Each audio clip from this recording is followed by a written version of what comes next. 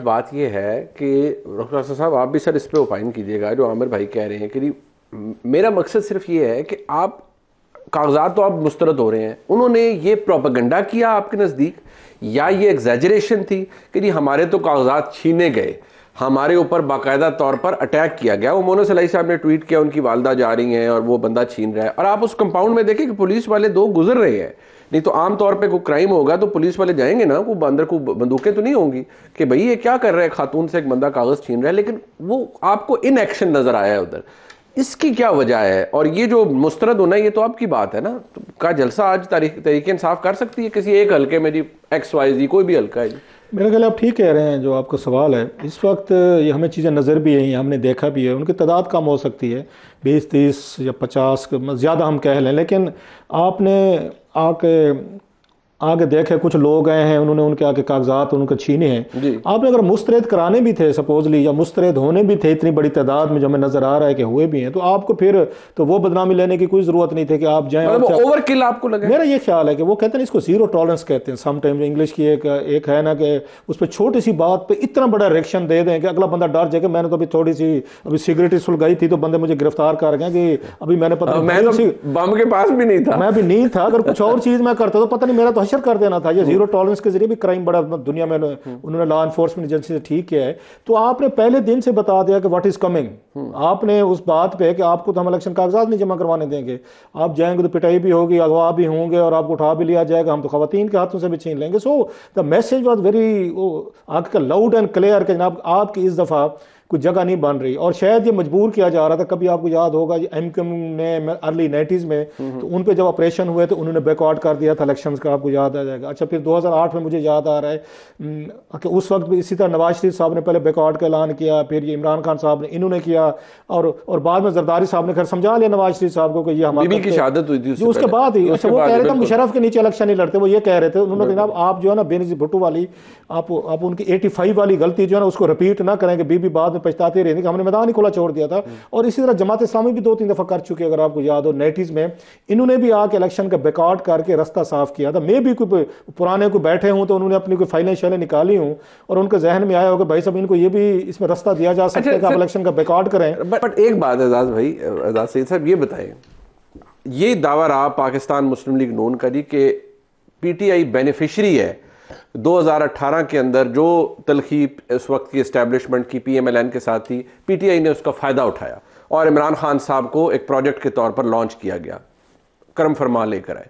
अब मसला ये है कि क्या तहरीक इंसाफ का आज का गिला कि जी ये लाडले हैं और हमारा रगड़ा लग रहा है, इसका फ़ायदा PMLN को होगा और PMLN इक़्तिदार में आ रही है इस तरह हमें रगड़ा लगवा के, क्या PMLN को ये चीज़ हॉन्ट करेगी आपके नज़दीक 2024 में? देखिए, टाइम तो बदलता है ना, टाइम तो बदलता है। आज PTI के जो लोग हैं वो कहते हैं कि जी वो गलत बातें हुई हैं, एतराफ़ नहीं करते, पब्लिकली एतराफ़ नहीं करते, या तो है को गलती मांगे, हाँ, गलती मानते भी नहीं, वो गलती नहीं मानते, हाँ। ठीक है, लेकिन हॉन्ट करती हैं ये चीज़ें। आज जब उनको रियलाइज करवाया जाता है, आप देखें ना प्राइवेट मीटिंग्स में जब हम बैठते हैं तो उसमें वो मानते हैं कि यार वो गलत था, लेकिन जब वो पब्लिकली आते हैं तो फिर नहीं मानते, क्योंकि नहीं मांगते नहीं। वो उसकी वजह है कि खान साहब ने ना तरबियत की हुई है अपने लीडरों की, अपने एक्टिविस्ट। गलती नहीं माननी, गलती नहीं माननी, स्टैंड कर जाओ, गलती मतलब नहीं स्टैंड नहीं, ढीठ बन जाओ, ढीठ बन जाओ, ढीठ बनने वाली गल है सर। अच्छा, अब जो आपने बात की ना बड़ी इंटरेस्टिंग बात है। 3345 के करीब इलेक्शन कमीशन के जो दादोशुमार है, 3345 के करीब जो कागजात नामजदगी मुस्तरद हुए हैं अभी, उसमें PTI के भी हैं, बाकी आज़ाद उम्मीदवार भी हैं और लोग भी।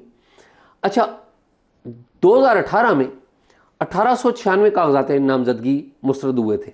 अब इसके बाद अपीलें भी हैं। अच्छा, जब अपीलें इसके पास जाती हैं, अदलिया के पास जाती हैं और वहां से काफ़ी सारा रिलीफ मिल जाता है और PTI के जो लोग हैं उनको रिलीफ मिल जाता होता है। एक बात ये रियलिटीज़ है ना, फैक्ट्स हैं। अच्छा, दूसरी बात ये है कि इनका रोना धोना अपनी जगह, लेकिन क्या ऐसे वाक़यात हो रहे हैं? तो बिल्कुल वाक़यात भी हो रहे हैं। 2-3 वाक़यात मैं जिक्र करूँगा। सलमान अकरम राजा साहब के तजवीज़ कनंदा और तईद कनंदा के साथ क्या हुआ, ये मैंने और आपने देखा। फवाद चौधरी का जो भाई है फराज चौधरी, उसको डिटेन किया गया, मैंने और आपने देखा। ब्रिगेडियर असलम घुमन का छोटा भाई था, उसके तजवीज़ कनंदा तईद कनंदा, ये मैं सिर्फ चंद मिसालें दे रहा हूँ। ये वाक़यात भी हो रहे हैं और मैं फ्रैंकली स्पीकिंग ये जो भी वाक़यात कर रहे हैं ना, मैं ये समझता हूँ कि ये इस्टेब्लिशमेंट के असल मुखालिफ ये लोग हैं। अगर आप जो कुछ हो गया अभी तक देख लें ना, जो कुछ हो गया अभी तक, आप उसमें भी इनको रहने दें तो मैं नहीं समझता कोई इतना बड़ा फर्क पड़ जाएगा।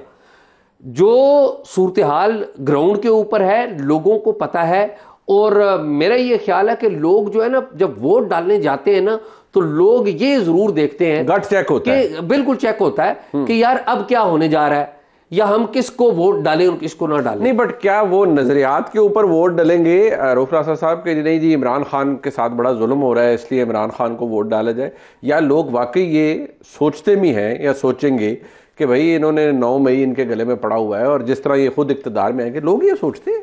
मुझे तो नहीं लगता। मेरा ख्याल है आपकी दफ़ा थोड़ा सा डिफरेंट है। ये बातें जो एजाज कह रहे हैं ठीक है कि माजी में ये कुछ होता था जो आपका भी सवाल है कि हमने 90s में देखा या मिड 80s में देखा, हवा चलने वाली बात। सर ये 2018 की बात है, 18 हवा चलने वाली बात कि कौन वजीर आजम बनेगा और यहाँ पे MPMA कौन होंगे वजीर, हमने कल को हल्के में रहना है, छोटे मोटे थाना कचहरी हमारे ट्रांसफर पोस्टिंग बच्चे का कोई मसले होंगे तो उनसे हल करवाएंगे। मेरा ख्याल आपकी दफ़ा थोड़ा सा डिफरेंट होगा क्योंकि अब हमने जो वेव देखी है इवन 9 मई जो था it was disaster for PTI और उन्होंने उसको आके ना थोड़ी सी वो करने की कोशिश भी नहीं की, सॉल्वेज करने की या कोई वो क्या फायर फाइटिंग करने की, डैमेज कंट्रोल करने की, जब तक की तो इतनी लेट हो चुकी थी, वो भी उसका थ्रेट के साथ। वो जैसे अभी कह रहे थे कि आपने माफ़ी मांगने की, थोड़ा रिकनसाइल करने की, गलतियां मानने की, तो कहीं पे उनका तुक भी नहीं, अगर रिवाज भी नहीं उनका। अब की दफ़ा जो भी PTI को वोट डालने जाएगा वो मेरा ख्याल इमरान खान की वजह से जाएगा कि खान साहब जेल में हैं और हमने खान साहब को अगर जेल से निकालना है, उनको आपने को रिलीफ लेकर देना है तो इनके ज़्यादा से ज़्यादा बंदे जो है ना उनको पार्लियामेंट में पहुंचना चाहिए। और ये पार्लियामेंट में गए, ये पंजाब में गए या उसमें सेंटर में जाए तो फिर इनको कोई रिलीफ इसमें मिल सकते। बड़ी मज़े की बात जो राना साहब ने की है, अब सम टाइम वो वंडर के वो कहते हैं कामयाबी तो खैर आगे किसी बंदे को मिल सकती है, लेकिन अक्ल का बाज़ वक्त कामयाबी से ताल्लुक नहीं होता। मसलन आपको अकल देखती रहती है, मुकद्दर खाता रहता है। भाई यही पंजाब आपके पास था, 1 साल पड़ा हुआ था, आपको क्या वो हमारी साइड पे कहते हैं ना, उसमें सराइकी में बड़ा जबरदस्त था एक लफ्ज को गलती कर बैठे ना बंदा बाद में सास हो तो वो कहते हैं कि यार मैं को वाले शोकड़ा नांग क्यों नहीं लड़ गया कि या मेरा कि नांग दे उत्ते कोई पैर क्यों नहीं आ गया, मेरे को कट लेंदा तो एक कम ना थे मेरे तो सेम गोस फॉर देम। भाई आपके पास यही पंजाब असेंबली थी, मजे थे, बाशोब संभाल था जी पंजाब। अच्छा आप नहीं बुखारी साहब को सुना, वो भी उसी दिन वही बात कह रहे थे। अच्छा कौमी असेंबली जिसमें इतना जोर लगाया जा रहा है 1.5 साल आपके पास पड़ा तो कौन सी क़यामत आ जाती है। इमरान खान साहब की इतनी मौज थी कि जमान पार्क में जो उनको लोग मिलने आते थे, कई मेहमान KPC और इधर उधर से, उनको जिन रिहाइश गांव में होटलों में ठहराया जाता था उनका बिल पंजाब हुकूमत दे रही होती थी, और भी बहुत सारी पंजाब हुकूमत कर रही थी, और भी बड़े काम हो रहे होते थे, हो रही थी। सो आपने बड़ी मेहनत की, असेंबलियां छोड़ी और उसके बाद अजाब में आए। अब उससे ज्यादा मेहनत करनी पड़ेगी कि उन्हें असेंबली में वापस जाए, और क्यों जाए, ताकि खान साहब और उनकी पार्टी को रिलीफ मिले। सो वो जो आपकी दफा वर्कर जाएगा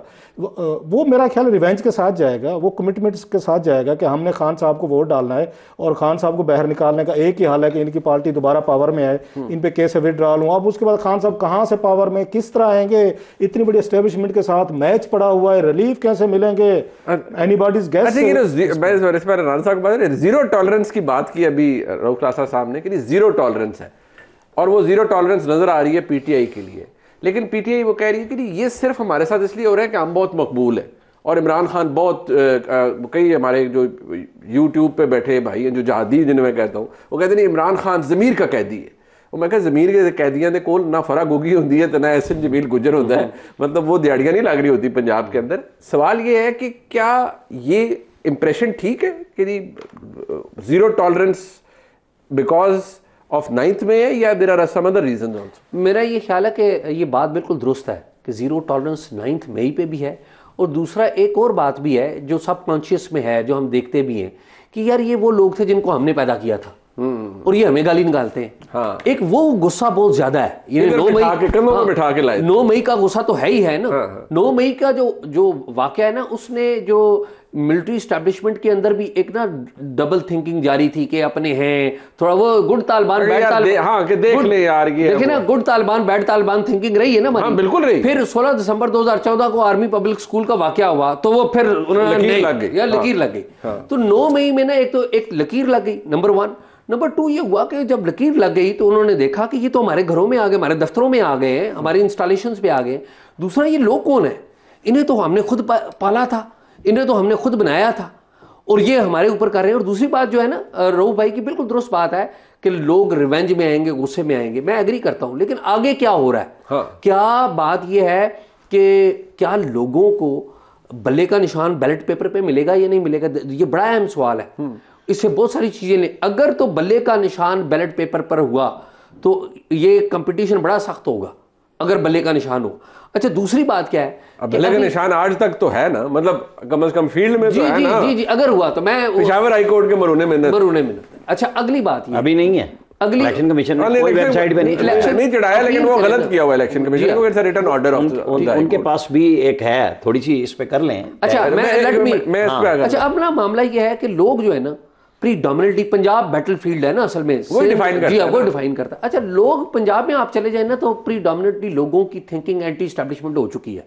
लोग एंटी एस्टैब्लिशमेंट हो चुके हैं। बुनियाद इसकी नवाज शरीफ साहब ने रखी, इमरान खान साहब किसी और जगह किसी और इंतहा पर ले गए, लेकिन लोगों के एंटी एस्टैब्लिशमेंट होना इज ए डिफरेंट थिंग। सारी सियासी पार्टियां और उनके लीडर सारे प्रो एस्टैब्लिशमेंट है। इमरान खान साहब क्या कहते हैं कि मेरी गल कराओ, मैं बात करना चाहता हूं। वो कहते हैं हथा पैना दे अंगूठे लाड़ वास्ते तैयार है, मैं मेरी गल तक कराओ। अच्छा, नवाज शरीफ साहब और जो पीपल्स पार्टी है जरदारी साहब, उनकी सूरत हाल आपके और मेरे सामने है। तो मेरा ये ख्याल है कि इस वक्त लोगों को ना जो बॉयज की कामयाबी क्या है, उन्होंने लोगों को कंफ्यूज कर दिया। मैं ये समझता हूं कि ग्राउंड पे आप जाते हैं तो आपको पहले पता नहीं लगेगा कि कौन उम्मीदवार किसका उम्मीदवार है। फिर जो पीटीआई आएगी भी, अगर फर्ज कर ले बल्ले के निशान के साथ पीटीआई आएगी तो पता नहीं वो किसकी अप्रूव्ड है। मैं पर ये कह रहा हूं कि हम इसको इंटेलेक्चुअल डिस्कोर्स है, उसको वही रहना चाहिए। मैं रऊफ राजा साहब, ये जो बात है मियां नवाज शरीफ साहब के ऊपर जो तनकीद है, मैं उस तनकीद को सामने रख रहा हूं ना। वो कहते नहीं खवाजा साहब को, चले एक उन्होंने बयान दे दिया होगा कि मियां साहब को एस्टैब्लिशमेंट ने बाहर भिजवाया था, एस्टैब्लिशमेंट से गलती हुई, एस्टैब्लिशमेंट को एहसास हुआ कि हमने मियां नवाज शरीफ के साथ ज्यादती की है। 2019 में मियां साहब बाहर तशरीफ लेके अब आए हैं, तो मियां साहब एस्टैब्लिशमेंट की मरहूने मिन्नत वापस तशरीफ लाए हैं। ये इंप्रेशन या ये फैक्ट गलत है तो आप कहें कि यार ये गलत है। नहीं, मैं राना साहब ने बड़ा ये अच्छे तरीके से सारी चीज़ें एक्सप्लेन की हैं, और राना साहब ज़ाहिर है बड़ा पावर कॉरिडोर्स को गुलाम गर्दिशें कहते हैं, गुलाम इक़्तिदार की गुलाम गर्दिशें बड़े करीब से देखे, और बहुत सारे इनके पास इनसाइड स्टोरी, बल्कि मैं तो कह रहा था इनको प्रोग्राम से पहले किताब लिखनी चाहिए, that would be one of the best sellers होगी। बहुत सारे इनसाइड स्टोरीज हैं। एक भी चीज़ें जो है मुझे नहीं समझ आती कि मियां नवाज शरीफ साहब हर दफ़ा वज़ीर आज़म को उम्मीदवार बनकर आते हैं, और हम उनकी बहुत सारी चीज़ें जो है अभी हम सुन भी रहे थे, स्टेट्समैन वाले भी सुनिए, भाई साहब भी कह रहे थे, सारी चीज़ें। मैं बार बार एक बात कहता होता हूँ मैं कि मियां साहब को कब मतलब एक तरह का मुल्क चलाने या गवर्नेंस से दिलचस्पी रही है। वो 8 महीने हम सारे बैठे हैं, पार्लियामेंट कवर करते हैं, 8 महीने वो पार्लियामेंट नहीं जाते थे, कौमी असम्बली नहीं गए, 1 साल वो सेनेट नहीं गए, और उस पर रज़ा रब्बानी साहब को बकायदा बाई लाज में तब्दीली करवानी पड़ी थी कि जनाब साल में एक दफ़ा यहाँ वज़ीर आज़म का आना ज़रूरी। और मियाँ साहब तशरीफ ले गए उस ला के बाद, और सिर्फ जाके टांट किया, जुगत मारी उन्होंने, सुने तुम मेरे मिस कर रहे थे सेनेट वाले, हेयर आई एम मैं बता। अच्छा, आपकी 6-6 महीने कैबिनेट 6-6 महीने कैबिनेट को इजलास नहीं बुलाते थे, ये मुल्क चला रहे थे। 120-22 दौरे हैं बरूने मुल्क के उनके, और वो 400 दिन अपने 3.5 साल का अरसा जो भी रहे हैं, वो 400 दिन पाकिस्तान में नहीं थे। 400 दिन जो 1.25 साल बनते हैं आपका। उसके बाद ये इसाक डार साहब जो हैं वो उनकी हुकूमत चलाते हैं। 84 के करीब कमेटी थी, दाता दरबार की हो या अब्बर इमाम की कमेटी के, उनको देगे वगैरह लंगर खाने, अगर उनकी चेयरमैनशिप जो थी वो जो जाके उसमें लंगर खाने का नमक लून तेल दाल वो सारी यहीं पे वो डार साहब चेक करते, हुकूमत वो चला रहे थे। तो मैं ये पूछना चाह रहा हूँ कि मियाँ साहब जब आते हैं इतने वादों के साथ, स्टेट्समैन बन कर आते हैं, वो कब इस मुल्क में मौजूद होते हैं जब मुल्क चलता है, इकॉनमी चलती है, कारोबार चलता है, बिजनेस चलता है, सारी चीजें। लोग तो ये कहते हैं, मैं लोगों की नहीं बात कर रहा, मैं ये कह रहा हूँ एज ए जर्नलिस्ट, मैं कौमी असेंबली में जाऊं और 8 महीने मुझे प्राइम मिनिस्टर नजर नहीं आता। अच्छा, फिर आप स्पेस खाली छोड़ देते हैं, उसके बाद कहते हैं कुछ बॉयज आए थे, बॉयज ने कब्जा कर ले। भाई आपने पार्लियामेंट क्यों छोड़ दी? आपने कैबिनेट इजलास क्यों छोड़ दिया? पार्लियामेंट बह भी गए जनाब यूसुफ रजा गिलानी साहब, कितनी आते थे सर, उन्होंने नाल भी क्यों है। चलो व्हाटएवर हैपेंड, एटलीस्ट ਅਸੀਂ कहते रहे ना कि गिलानी साहब यूज्ड टू कम देयर, बैठते थे क्वेश्चन आवर अटेंड। उस वज़ीर आज़म के साथ भी क्या हुआ? अच्छा, यही फार्मूला उन्होंने इमरान खान साहब ने ले लिया, उन्होंने मेरी भी तो ही नहीं आता उसमें जाने जाने की कौमी असम्बली की। आप इनका रेशियो तो देखें, किस रेशियो के हिसाब से इनके हाजिरी, इनके रजिस्टर्ड चेक करें, इनके हाजिरी की लंबी कतार है। मैं ये कह रहा हूं कि इन लोगों को दिलचस्पी कौमी असम्बली में जाने की उस दिन है जिस दिन इन्होंने वोट ऑफ कॉन्फिडेंस लेना, वजीर आज़म वोट ऑफ नो कॉन्फिडेंस। अच्छा, फिर जब पावर से बाहर निकलते हैं फिर ऐसे ही यहाँ पे एक तरह रोना धोना मातम शुरू हो जाता है कि पता नहीं मुल्क तबाह हो गया, बर्बाद हो गया। आप असेंबली में जाते नहीं थे। आप जो सबसे बड़ा आपको फोरम है डिसीजन मेकिंग का, आपका कैबिनेट के, मतलब कोई मुल्क धरनों में जा रहे थे, मियां साहब धरनों में जाते थे। नहीं, मैं ये कह रहा था कि 6 महीने तक किसी कैबिनेट का इजलास ना हो, 6 महीने तक, और मुल्क चलता रहे, और फिर आप कहें हम स्टेट्समैन भी हैं, हम बड़े आएंगे, मुल्क को ठीक कर दें। फिर मतलब मेरे नजदीक बात करनी है आना या ना आना, मेरे नजदीक उन्होंने फिर ये कहा, फिर उन्होंने आके उस मार्को पोलो की तरह, इब्न बतूता की तरह बैग उठाना है, ये जाओ और वो दुनिया फिरेंगे डार से पे बैठ के, की देखें वो गिना करेंगे आज कितनी देखें पकी हो रही है।